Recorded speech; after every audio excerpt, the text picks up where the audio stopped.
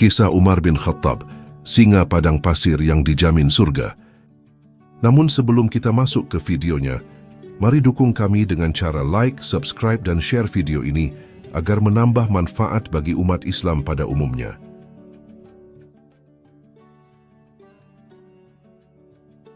Di antara para sahabat Nabi Muhammad SAW yang mulia, ada satu nama yang disebut-sebut sebagai benteng Islam, sang pemimpin yang tegas namun adil, pemberani yang ditakuti kafilah Quraisy, sekaligus dicintai oleh kaum muslimin.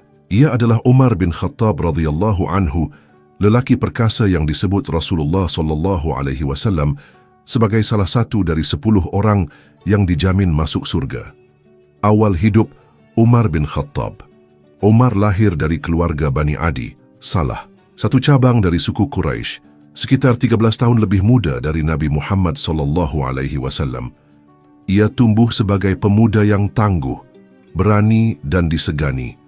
Sejak muda, Umar dikenal memiliki kecerdasan tinggi, kemampuan berbicara yang fasih, serta kekuatan fisik yang luar biasa.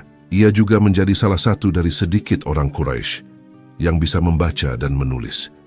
Sebelum masuk Islam, Umar adalah musuh bebuyutan umat Islam. Ia mengikuti kepercayaan nenek moyangnya dan memusuhi ajaran yang dibawa Nabi Muhammad SAW. Bahkan ia termasuk orang yang menyiksa kaum muslimin dan terang-terangan menentang dakwah Islam. Kisah masuk Islamnya Umar bin Khattab.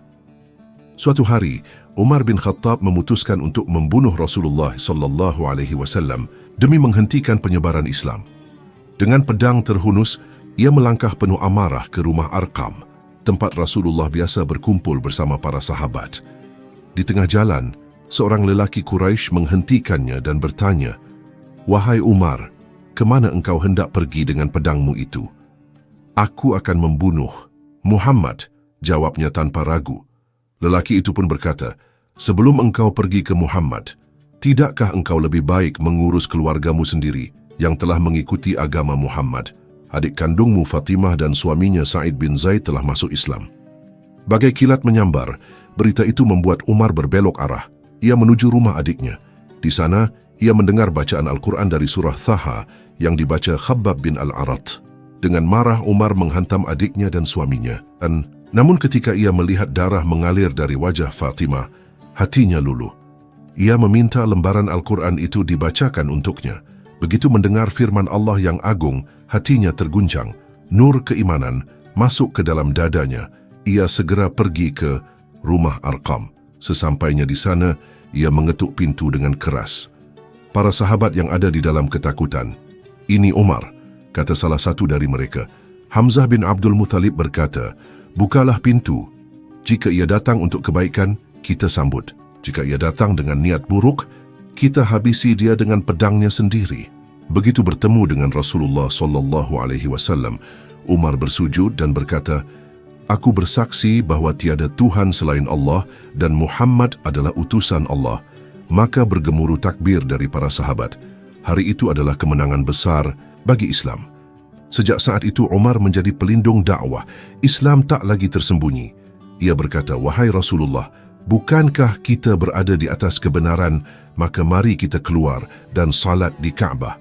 Umar memimpin barisan kedua. Setelah Hamzah menuju Ka'bah untuk pertama kalinya, kaum muslimin salat berjamaah secara terbuka. Di tengah pusat kota Mekah, Umar bin Khattab dalam perjuangan Islam. Setelah masuk Islam, Umar menjadi salah satu tokoh utama dalam perjuangan Islam. Keberaniannya, ketegasannya, dan kedalaman pemahamannya tentang agama menjadikannya salah satu penasehat paling terpercaya Rasulullah SAW. Umar turut serta dalam hampir seluruh peperangan penting bersama Nabi SAW, termasuk Badar, Uhud, Khandak dan Tabuk. Ia juga dikenal sebagai sosok yang sangat taat dan zuhud. Meski memiliki kekuasaan, Umar hidup dalam kesederhanaan. Bajunya penuh tambalan, dan ia kerap keliling kota pada malam hari untuk memastikan rakyatnya tidak kelaparan. Salah satu keistimewaan Umar adalah bahwa pendapatnya seringkali sejalan dengan wahyu. Beberapa kali Allah menurunkan ayat Al-Quran yang membenarkan usulan Umar seperti perintah hijab larangan meminum khamr, dan pemakaman orang-orang munafik, Rasulullah sallallahu alaihi wasallam menjamin surga untuk Umar. Rasulullah sallallahu alaihi wasallam bersabda dalam banyak hadis tentang keutamaan Umar. Salah satunya dari hadis yang diriwayatkan oleh Tirmidzi dan Abu Dawud. Abu Bakar di surga, Umar di surga, Utsman di surga, Ali di surga. Hadis Tirmidzi. Dalam kesempatan lain, Rasulullah sallallahu alaihi wasallam bersabda, "Seandainya ada nabi setelahku, maka dia adalah Umar bin Khattab." Hadis Ahmad. Keimanan dan ketakwaan Umar diakui oleh seluruh sahabat.